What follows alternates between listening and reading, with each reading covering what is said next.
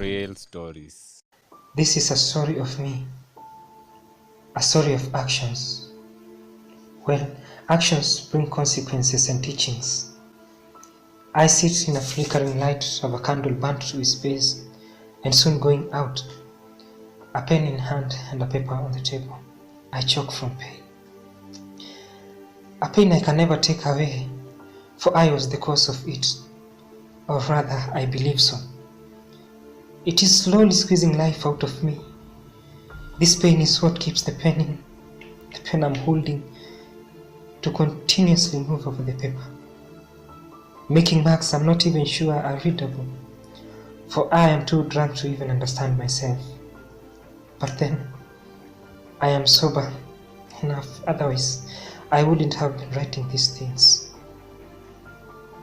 It's prudent to learn from teachings of mistakes, but then these teachings may not be relevant to me, for I cannot understand how deep pain can go. In short, those who could have told it better are long gone.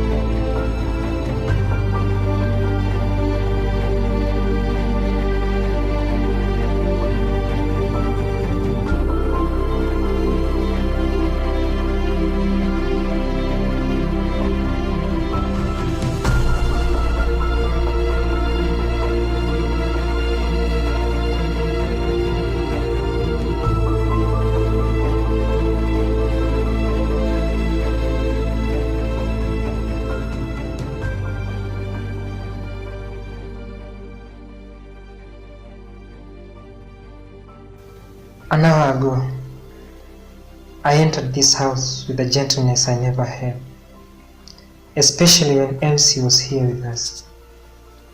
Okay, Elsie is my wife, but she no longer lives here with us, and never coming back. That is, she has now found another home, a permanent home. Well, we buried her last week. The house looked empty, but it's not like I lived here alone. I had Jennifer, my last valuable possession. But still, it felt as if the room had been abandoned years ago and nobody lived in it in the last 10 years. Jennifer is my daughter, my only child. She was only 8.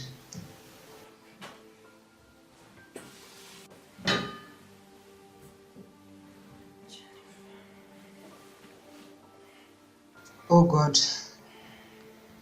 I felt angry and sorry for Jennifer. I was actually angry with myself. How could I have left her here and went drinking? Dear God, forgive me. I felt choked at the thought that she slept on bare stomach. But what could she do? Daddy was out drinking. My mouth moved as though I wanted to make a loud cry, but then felt as if there was something blocking my throat, not allowing me to do so.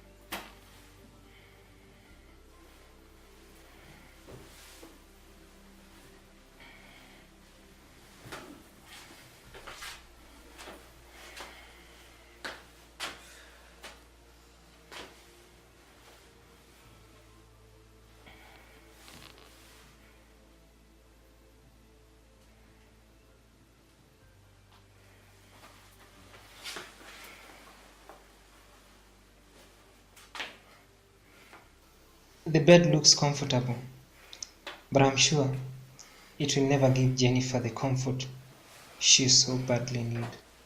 Don't leave me, please.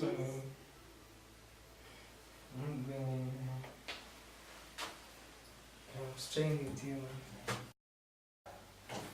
As a matter of fact, I'm not writing these things so others could read, but just penning them down gives me a satisfaction that I made a mistake and would want to correct it.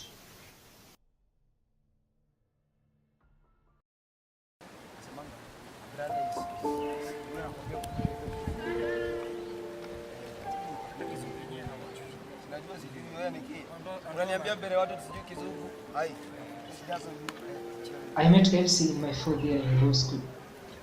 She was a account student at the same university, and she was in her third year. I was loving and Elsie loved me since then. It is also important that I mention that by then I had already started drinking. Actually, I started drinking as early as from my second year in the university. But I never came to university a drunkard. I was introduced to drinking by three people I happened to share a room with during my second year: Anderson, Tony, and Patrick. Anderson and Tony were telecommunication engineering students, then while Patrick was my classmate. I have never known their whereabouts ever since the graduation. To these three, all they could ever think of was partying, and alcohol was their food. They used to invite me to most of these parties, and thus when I started drinking with them. Elsie and I moved together as soon as she graduated, and shortly afterwards we officially got married.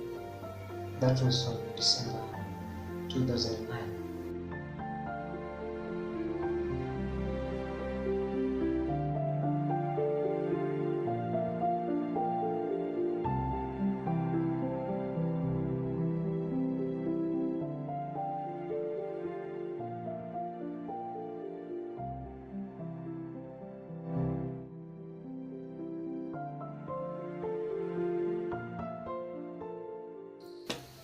November 28, 2010.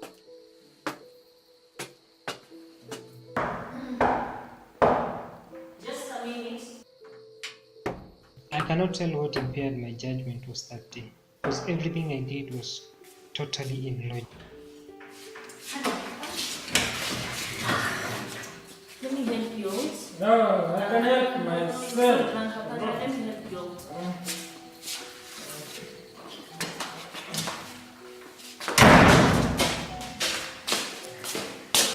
Ah, you man.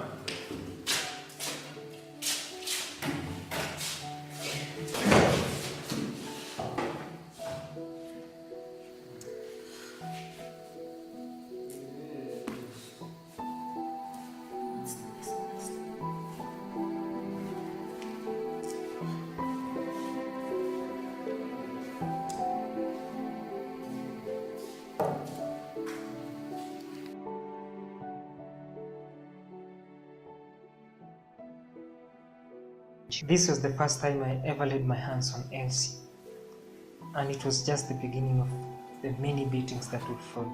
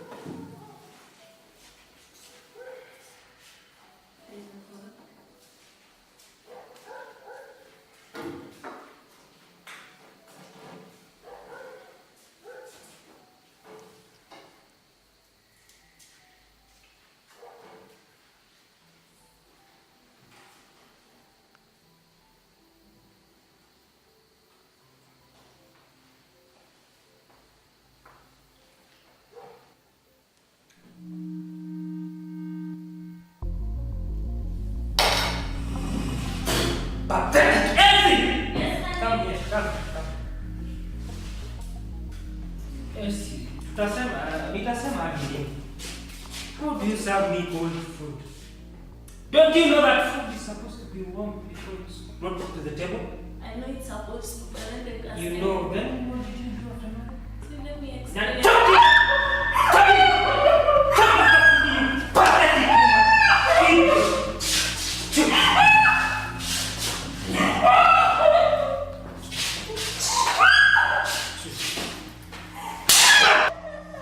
It later followed that whenever we would have any little argument, Elsie would be left with so many bruises. This is how my morals and humanity eroded with time. The only logic I saw was going to drink with friends and would answer their call for a drink faster than I listened to Elsie.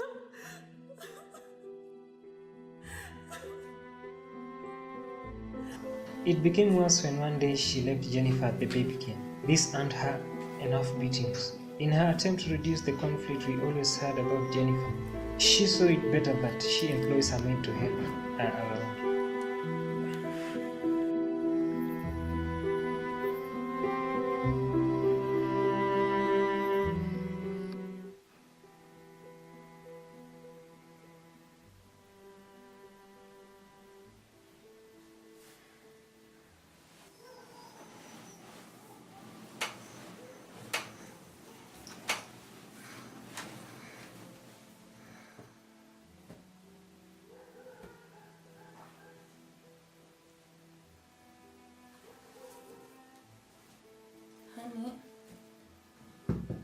Honey, why are you not sleeping? Achana na mimi. Sasa nimefanya nini? Ulileta maid kwa nyumba bila kuniuliza. What were you thinking? Sasa me thought it was wise for us to bring a maid cause But I'm the man in this house, ungeniuliza mimi. sasa ungefanya nini? Bibi, unanibo. Mkati. Sasa ulikuwa na option gani? Mimi si manage hizi kazi zote with the kid, pressure from work. Hey.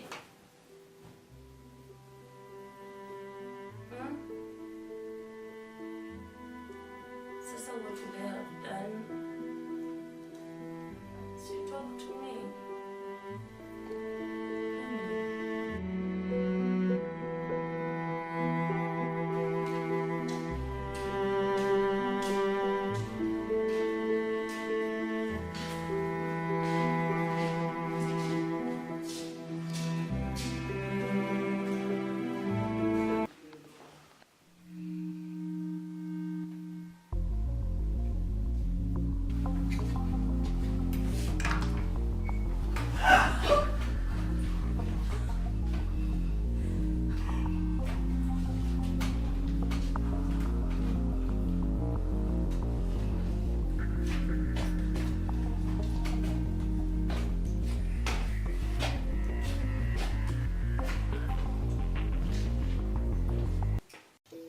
But days later, after the cheating scenario, tragedy struck.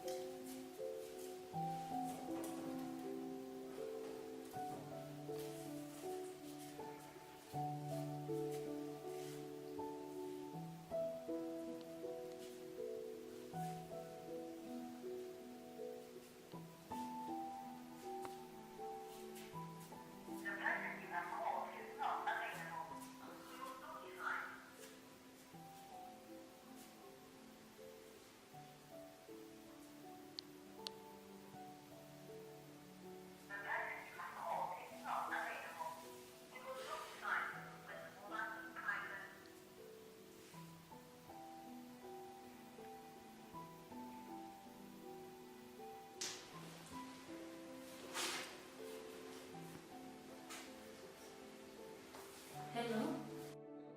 Hey Benjamin. I was calling to inquire kama mko na mark hapo.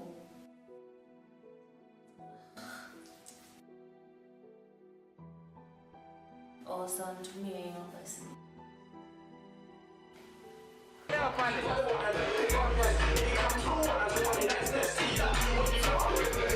Focus yake ni pale.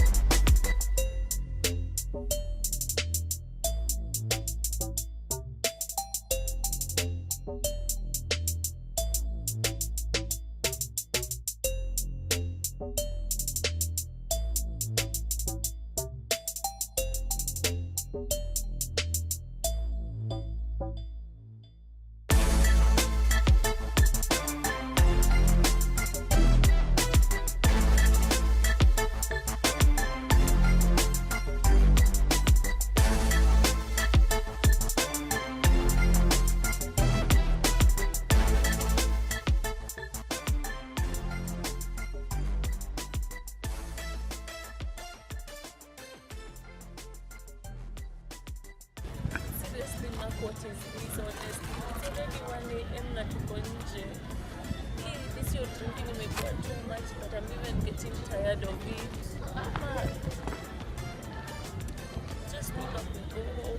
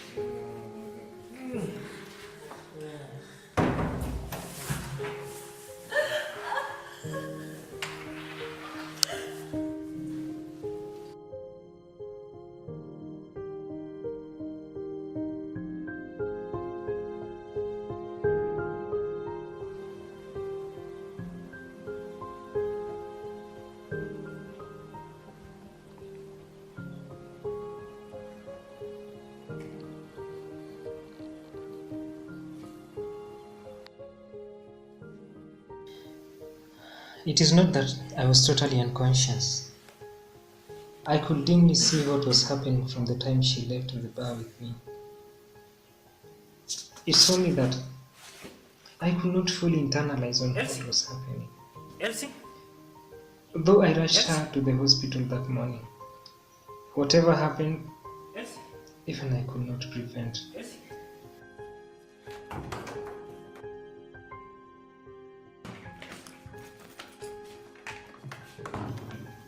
I brought her home after the hospital checkup. Then I left for job.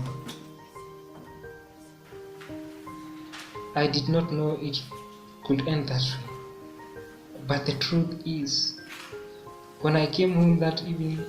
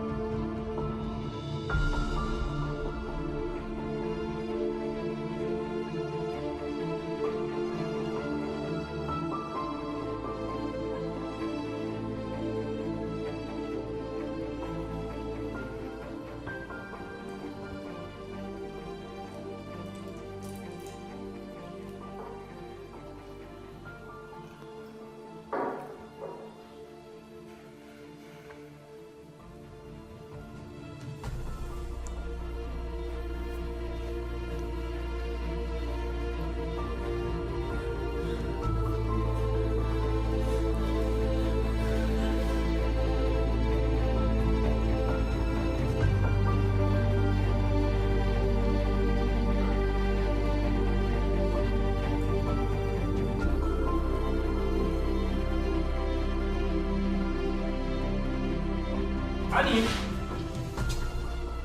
sweetheart, I'm back. Nimekuja. Elsie. Elsie. I found her sleeping on the floor, with all the medicine prescribed to her today empty. Oh, She had poisoned herself. Elsie. Elsie. Elsie. Elsie. Elsie. Elsie. Elsie. Oh.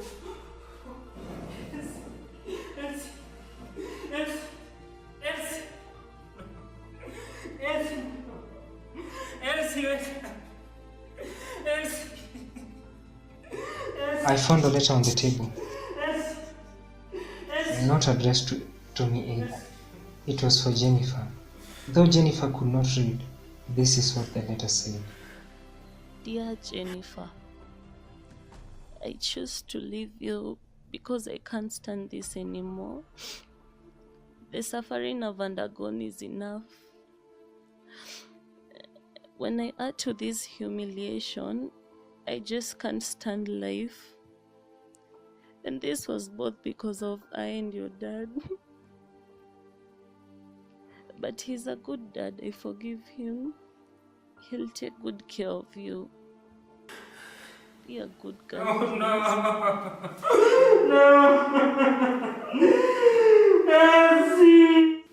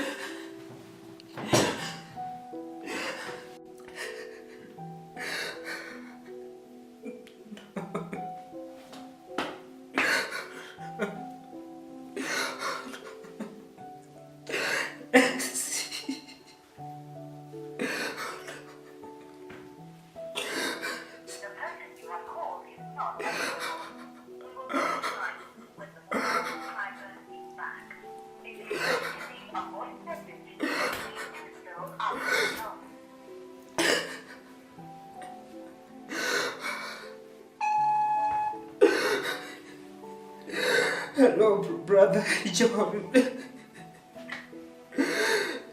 I'm calling to say goodbye.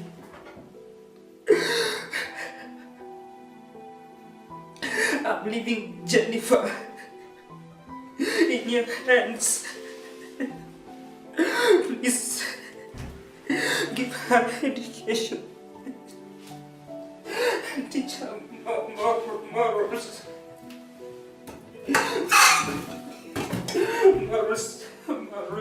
Morals makes us humans.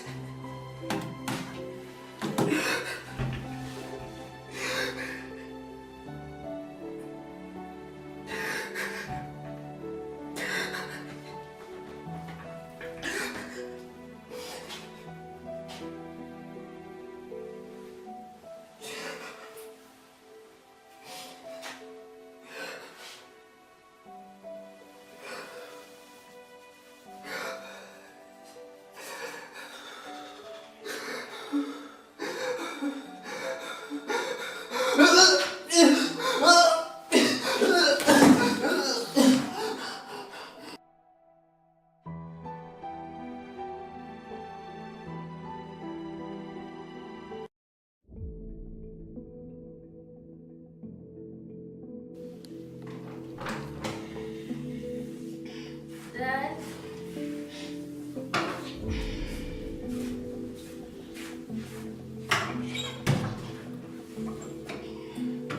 Dad? Dad! Dad! Daddy, please wake up! Daddy! Dad! Daddy, wake up, please! Daddy, please don't leave me! Daddy, wake up! Dad! Daddy! Daddy, please wake up! Daddy! Daddy, please wake up! Don't leave me! Daddy, please! Daddy! Daddy, wake up, please! Dad!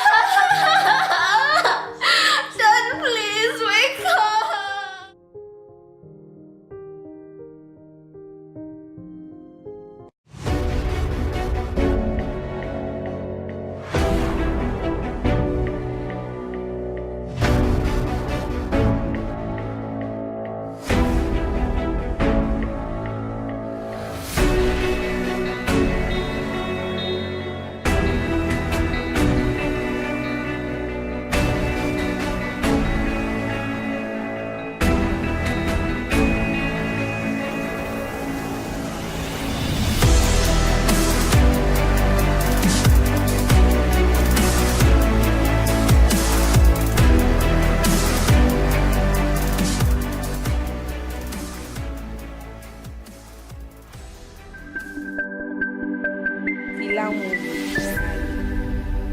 Real stories.